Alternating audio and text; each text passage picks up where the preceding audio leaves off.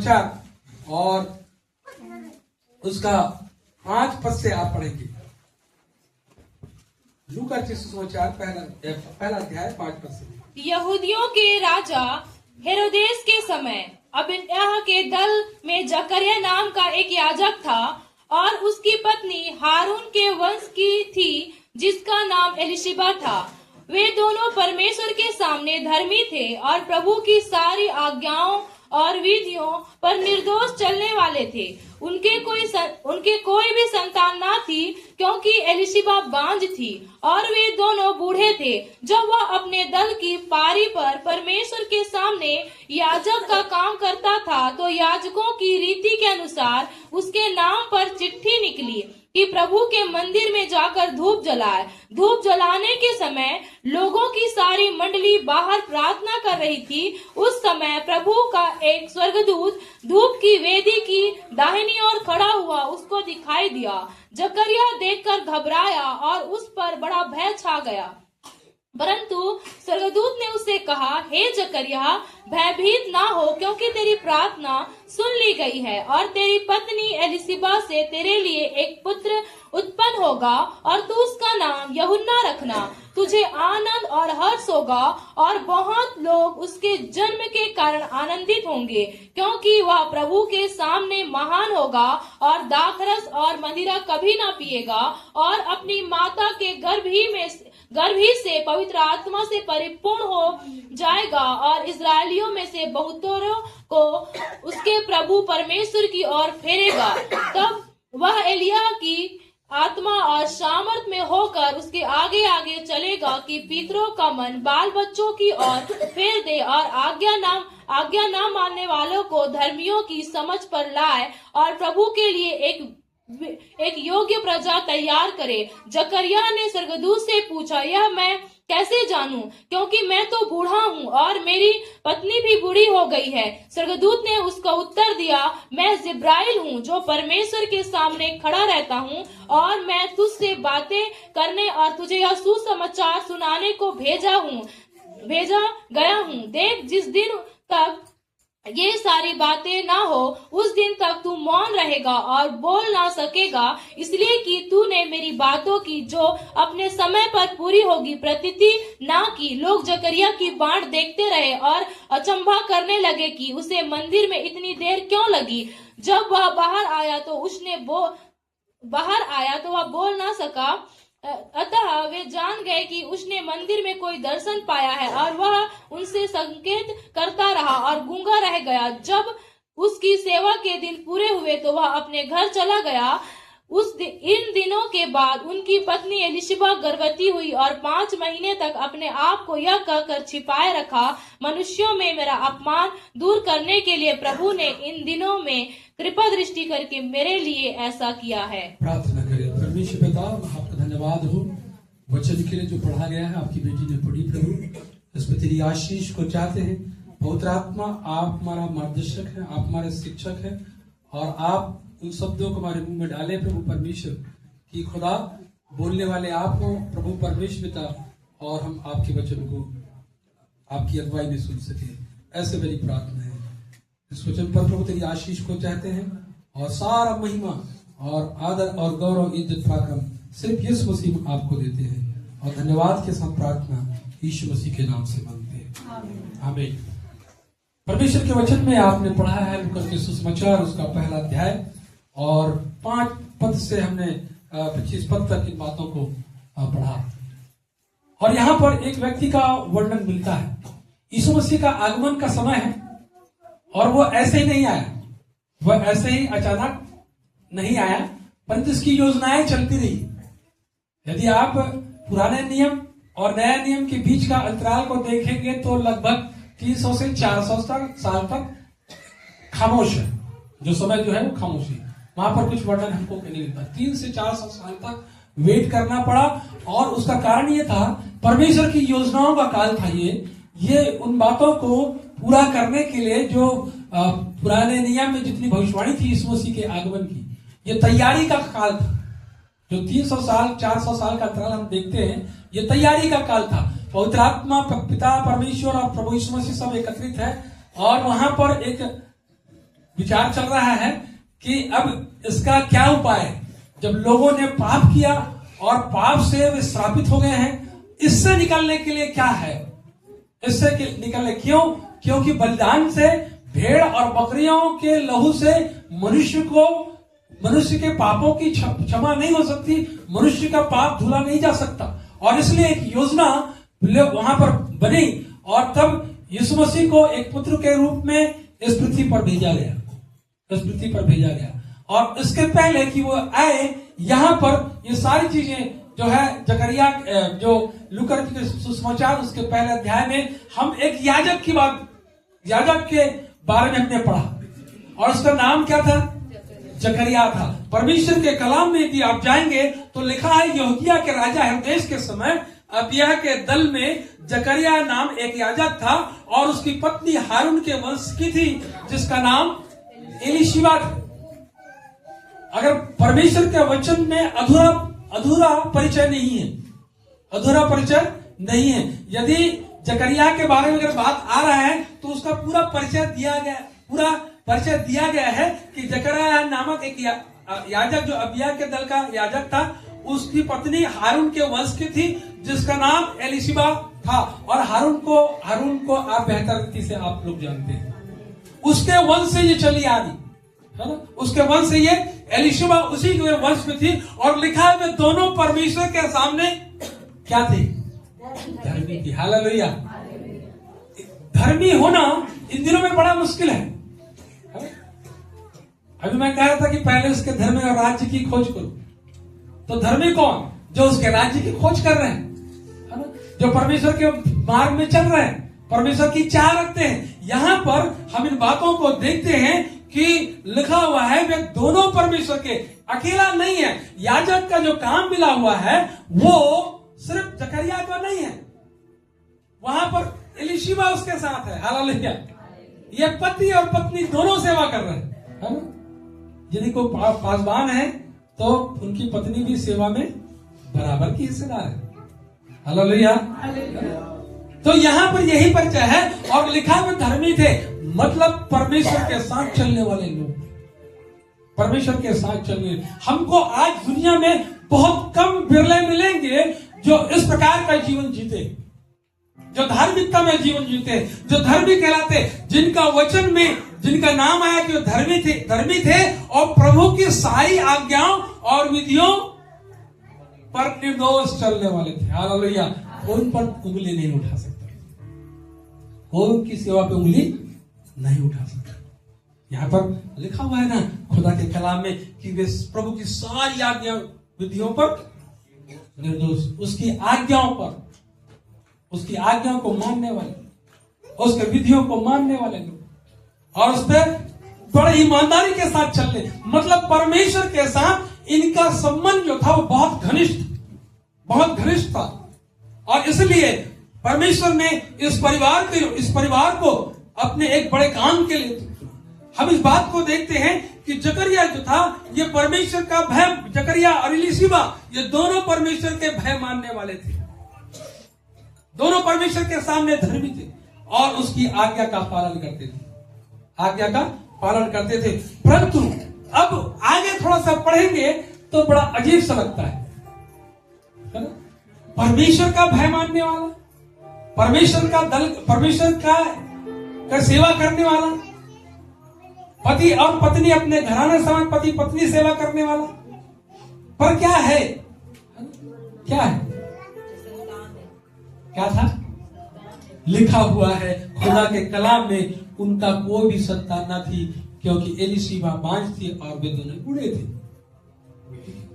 कितने साल परमेश्वर की सेवा करते करते आ रहे हैं और ईमानदारी के साथ सेवा कर रहे हैं, परंतु यदि कोई कमी है जीवन में तो वहां पर परमेश्वर के साथ ईमानदारी के साथ सेवा करना बड़ा मुश्किल हो। हम फिर कुछ दिन परमेश्वर की सेवा करते हैं और फिर हम कहते हैं प्रभु इतने साल तक मैंने तेरी सेवा की, परंतु जो आशीष मुझे मिलनी चाहिए वो मुझको नहीं मिली। एक बड़ा दाग कहीं न कहीं है ना। आज हम लोग यही देखते हैं, परंतु आपको मालूम है हमको जब जितने भी बाइबल में जो निसंतान रहे और परमेश्वर ने बहुत साल बाद उनको संतान दिया, 4-5 नाम है। और जब उनको संतान, जब आशीष जब मिली तो एक यूनिक चीज परमेश्वर ने दी, एक यूनिक चीज, एक यूनिक आशीष, एक यूनिक आशीष। हमारा देखना नजरिया जो है, जो संतान उनको अलग नजर से देखते हैं, और ये होनी नहीं चाहिए, ये होनी नहीं चाहिए। परमेश्वर संतान देना नहीं देना ये परमेश्वर का काम, ये मनुष्य के बस की बात नहीं है, ये मनुष्य की बस की बात नहीं है। परंतु आपको मालूम है, यदि हम परमेश्वर के प्रति ईमानदार रहे, यूनिक आशीष के लिए जितने भी अभिषिक्त हुए, शिमशोन की बात कर ले, शिमशोन की बात कर ले, शमूएल की बात कर ले, याकूब के घराने में याकूब की बात कर ले, है ना, कितने से। परंतु जब परमेश्वर ने उनको संतान दिया तो वो यूनिक संतान, एक बड़ी आशीष जिसका नाम परमेश्वर के कलाम में आया हुआ है। हालेलुया। हम हमारा मनुष्य का देखना हो सकता है, परंतु मेरे प्रियो, आपको मालूम है ये चीजें जो है, कई बार हम लोग बहुत बार ऐसे संतान अगर नहीं है तो उनके लिए हम लोग कुछ अलग, हमारी देखने का जो नजरिया होता है कुछ अलग है। परंतु यदि आप यशायाह की पुस्तक में निकालें, एक बात तो याद रखिए, यशायाह की पुस्तक उसका 54 अध्याय में जो बात लिखी है वो कुछ अलग है। और इसलिए हमको किसी चीज को यदि नहीं मिल रहा है तो हम उसके लिए परमेश्वर का धन्यवाद करें। क्या लिखा है 54 पद, यशायाह। हे बांझ, तू जो पुत्रहीन है, जी, जय जयकार कर जी। तू जिसने प्रसव पीड़ा नहीं हुई, गला खोल कर जय जयकार कर और पुकार, क्योंकि त्यागी हुई के लड़के सुहागिन के लड़कों से अधिक होंगे। यहोवा का यही वचन है। ये उनके लिए जो परमेश्वर सोचते कि संतान ही एक आशीष है, संतान ही एक आशीष है। बाइबल में बहुत लोग अपने आप को नपुंसक बना ली, जिसके चर्चा परमेश्वर के कलाम में सिर्फ सेवा के लिए। और यहां पर हम इस बात को, हम इसको आशीष के तौर पे नहीं देखे, संतान दिया आशीष, संतान नहीं है तो आशीष नहीं है। यस, कुछ यहां पर हम इन बातों को देखते, खुदा का जन जो था, जो परमेश्वर की मंदिर में याजक का काम करता था, और याजकों का जो दल था, उसमें दल में से एक दल जकरिया का मंदिर में जो सेवा करते थे, वो एक ही याजक नहीं था, और याजकों का कई दल था, और हर दिन कहीं न कहीं चिट्ठी निकलती थी। और इस बार जो है जकरिया के नाम की चिट्ठी निकली। यहाँ पर अगर आप आगे जाएंगे तो लिखा है कि जब वह अपने दल की पारी पर परमेश्वर के सामने याजक का काम करता था, तो याजक की रीति के अनुसार उसके नाम पर चिट्ठी निकली कि प्रभु के मंदिर में जाकर धूप जलाए। हालेलुया। बारियां हो रखी थी, याजकों की बारी आती थी, और इस बारी में इस समय उसमें चिट्ठी डालने वाली रीति थी, जिसका नाम निकलता था वो जाकर मंदिर में धूप जलाया करता था। याजकी सेवकाई थी, याजकी सेवकाई है, परंतु कहीं ना कहीं कमी है। परमेश्वर हमारे जीवन में एक यूनिक आशीष देना चाहता है। आपके पास संतान नहीं है, परमेश्वर का धन्यवाद करें, परमेश्वर को महिमा करता है, गला खोलकर उसकी जय जयकार करें। बहुत सारी बातें हैं जो जिनके पास संतान है वो ज्यादा दुखी है, परमेश्वर कई बार हमको इन आशीषों से वंचित रखा, तो इसके बदले में वो कुछ न किसी चीज की भरपाई आपके जीवन में करेगा। हालेलुया, करेगा। और इसलिए यहाँ पर जो याजक था, प्रभु का दास जो जकरिया था, वो याजक बड़ी ईमानदारी के साथ परमेश्वर के मंदिर में परमेश्वर की सेवा वो करता था, कि वो धर्मी था, और याजक के रूप में वो अपने कार्य में बहुत ईमानदार था। लिखा है वे हारून के वंश के थे, और लिखा है मंदिर में अपनी बारी के अनुसार सेवा करते थे, तो कहीं ना कहीं एक खटास चीज मन में रही होगी। प्रभु से हो सकता है ये प्रार्थना करते रहे, और प्रार्थना करके हो सकता भूल भी गए। क्यों? क्योंकि बुढ़ापा आ गया, आप संतान की जो आशा थी वो भी खत्म हो गई। परंतु परमेश्वर इस बात को स्मरण रखता है। हालेलुया। और परमेश्वर के काम के लिए कोई भी चीजें, परमेश्वर का कार्य के कोई भी चीजें असंभव नहीं, परमेश्वर के लिए कोई भी चीजें असंभव नहीं, कोई भी काम असंभव नहीं। हमारी सोच अलग हो सकती है। परमेश्वर की जो विचार है, उनका योजनाएं हैं, मनुष्य के जीवन में तब तक पूरी नहीं होगी जब तक आप नहीं चाहेंगे। ये ईमानदार लोग हैं, धर्मी लोग हैं, परमेश्वर के साथ ईमानदार हैं, ईमानदारी के साथ चल रहे, परंतु एक चीज कहीं ना कहीं कमी है। मेरे प्रियो, हो सकता है आपके साथ परमेश्वर के साथ ऐसा रिश्ता हो और जीवन में किसी न किसी चीज की घटी है जो आपको हर बार ठेस पहुंचाता है। आप उसके लिए परमेश्वर का धन्यवाद करें। हो सकता है वो चीज आपके लिए मिल तो जाए, परंतु वो चीज आपके लिए विनाश का कारण हो। फिर आप कहेंगे परमेश्वर कैसा। मैं ऐसे बहुत सारे परिवार में देखी जो माता पिता के साथ उनका व्यवहार अच्छा नहीं, और माता पिता रोज आंसू बहाते, कहते हैं मैं ऐसे तो अच्छा, बे औलाद रहते तो अच्छा। परमेश्वर आज इस व्यक्ति का समय, अब आशीषों का समय आ चुका है। हालेलुया। एलीशिबा और जकरिया का ब्लेसिंग का एक बड़ी आशीष का समय आ गया। हालेलुया।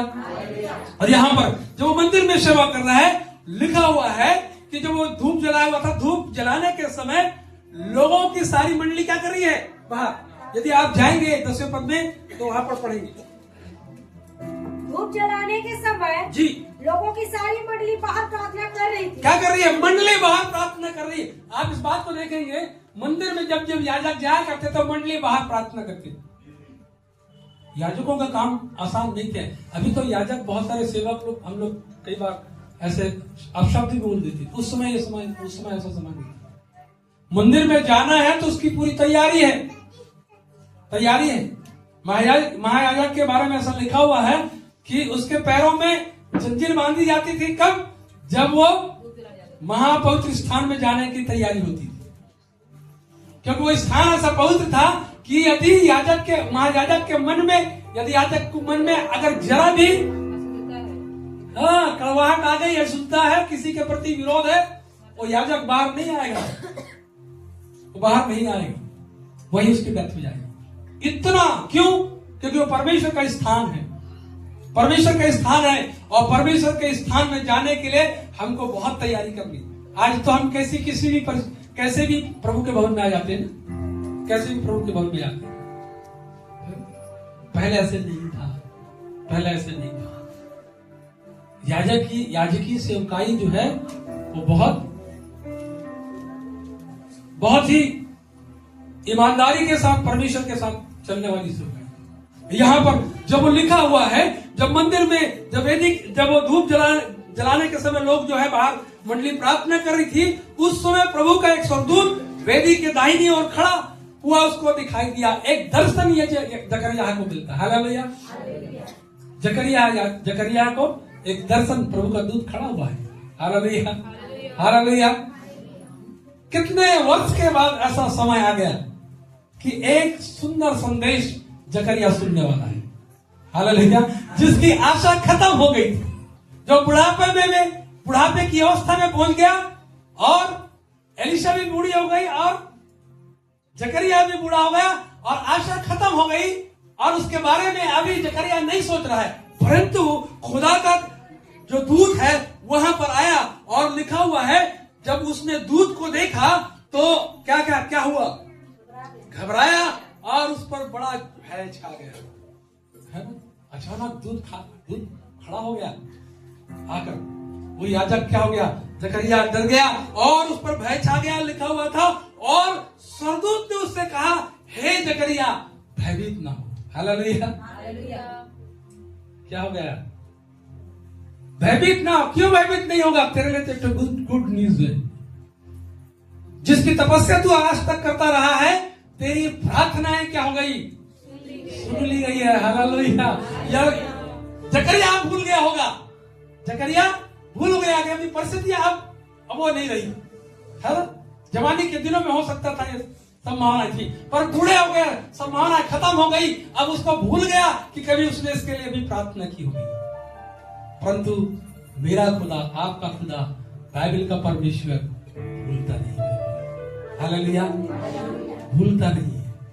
हम भूल सकते हैं परंतु परमेश्वर कभी भूलता नहीं है। कहता है